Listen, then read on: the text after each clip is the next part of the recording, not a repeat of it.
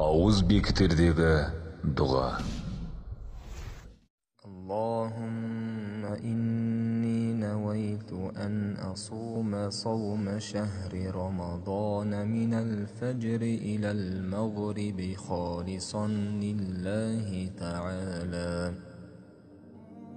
Аллахым, расында мен өзіңнің разылығың үшін таң атқаннан кеш батқанға дейін Рамазан айының оразасын ұстауға ниет қылдым.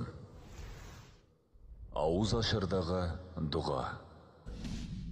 اللهم لك صمت وبك آمنت وعليك توكلت وعلى رزقك أفطرت فاغفر لي ما قدمت وما أخرت. Аллахым, сенің ризалығың үшін ораза ұстадым. Сенің берген ризығыңмен аузымды аштым. Саған иман етіп, саған тәуекел жасадым.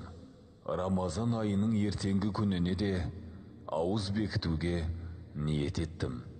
Сен менің өткен және келешек күнәларымды кешір.